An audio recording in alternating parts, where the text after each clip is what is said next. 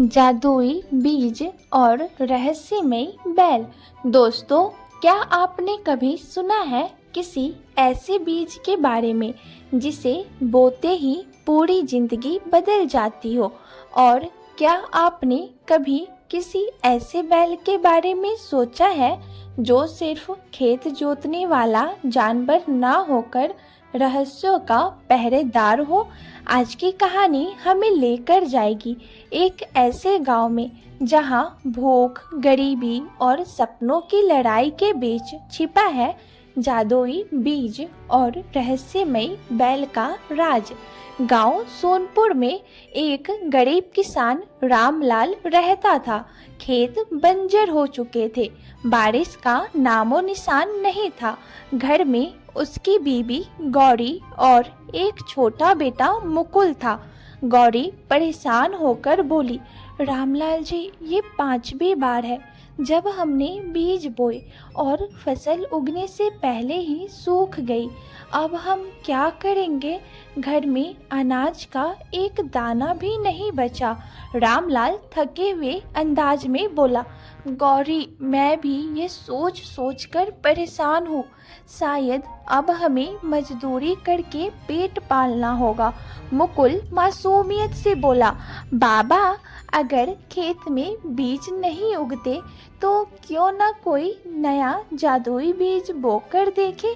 गौरी और रामलाल हंस पड़े, लेकिन उन्हें नहीं पता था कि मुकुल की यह मासूमियत भरी बात आगे चलकर हकीकत बन जाएगी। एक रात रामलाल गांव से लौट रहा था। रास्ते में उसे एक बूढ़ा साधु मिला। साधु धीरे धीरे उसके पास आकर बोला, किसान, तेरे माथे पर चिंता की लकीरें साफ दिख रही है, क्या हुआ है? रामलाल ने अपनी पूरी दुख भरी कहानी सुना दी।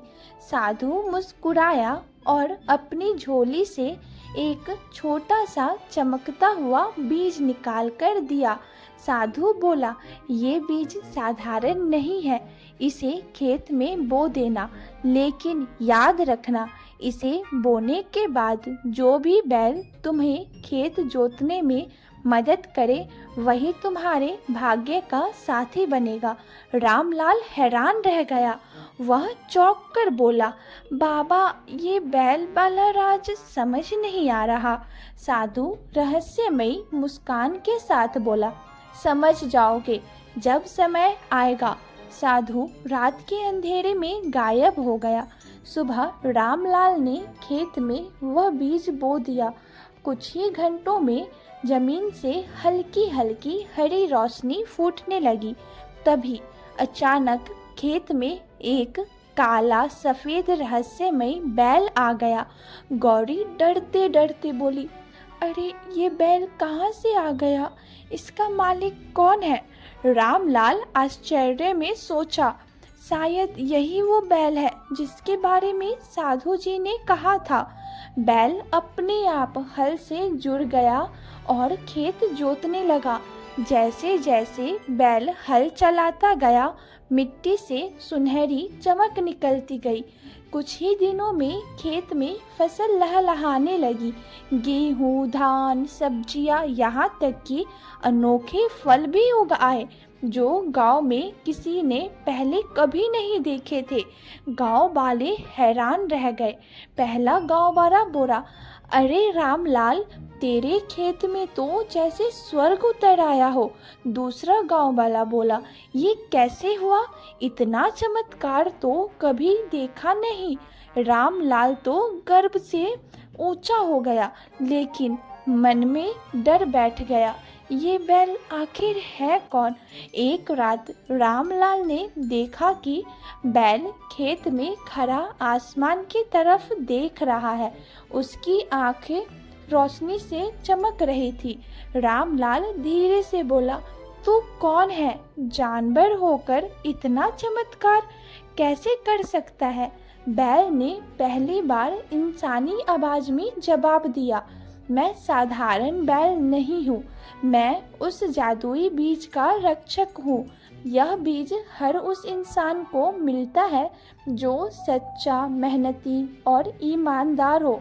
लेकिन याद रखना, अगर लालच करोगे तो ये बीज और मैं दोनों तुम्हें छोड़ देंगे।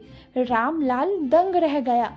रामलाल ने तो वादा किया कि वह लालच नहीं करेगा, लेकिन गांव के जमींदार भानु सेठ को यह खबर लग गई। भानु सेठ क्रोध में बोला, एक किसान इतने अनोखे फल उगा रहा है और मैं खाली हाथ? यह बीज और बैल मेरे पास होना चाहिए। उसने अपने गुंडों को भेजा कि बैल को चुरा लाए।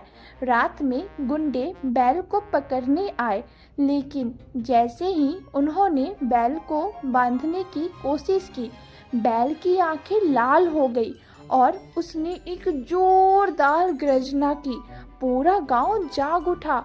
गुंडा डरते हुए बोला, ये बैल तो साधारण नहीं है, ये तो जैसे देवता हो। रामलाल ने आकर बैल को शांत किया, लेकिन बैल ने रामलाल से कहा, अगर तुमने अपने गांव की रक्षा करना है तो यह बीज और मैं हमेशा चले जाएंगे। भानु सेठ बैल को चुराने आया। उसने लालच में कहा, रामलाल, यह बैल और बीज मुझे दे दो, बदले में मैं तुम्हें सोना चांदी से भर दूंगा। रामलाल ने दृढ़ता से जवाब दिया, सेठ जी, यह बैल मेरा नहीं, पूरे गांव का है। इसका चमत्कार सबके लिए है, सिर्फ मेरे लिए नहीं। गांव वाले भी रामलाल के साथ खड़े हो गए।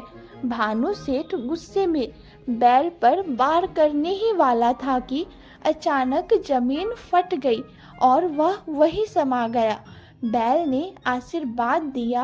अब गांव में हमेशा हरियाली रहने लगी। लोग खुशहाल हो गए। रामलाल और उसका परिवार गांव वालों के साथ मिलकर खेती करने लगे।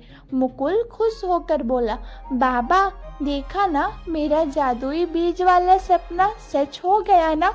रामलाल हंसते हुए बोला, हाँ बेटा, लेकिन ये सब मेहनत, ईमानदारी और विश्वास के वजह से है। बैल धीरे धीरे आसमान की ओर उठ गया और गायब हो गया, लेकिन उसकी आत्मा हमेशा उस खेत में बस गई। दोस्तों, इस कहानी से हमें ये सीख मिलती है कि मेहनत और सच्चाई से बड़ा कोई जादू नहीं। लालच इंसान को बर्बादी की ओर ले जाता है, लेकिन अगर हम मिलकर मेहनत करें तो सूखी जमीन भी हरी भरी हो सकती है। तो अगली बार जब आप कोई बीज बोए, याद रखना, हर बीज में जादू है। बस हमें ईमानदारी और उम्मीद से सींचना है। तो दोस्तों, कैसी लगी आज की कहानी? अगर अच्छी लगी हो तो लाइक, शेयर, सब्सक्राइब जरूर करें और हाँ, बेल आइकन दबाना बिल्कुल ना भूलें। हम फिर मिलेंगे अगली कहानी में। तब तक के लिए अलविदा। धन्यवाद।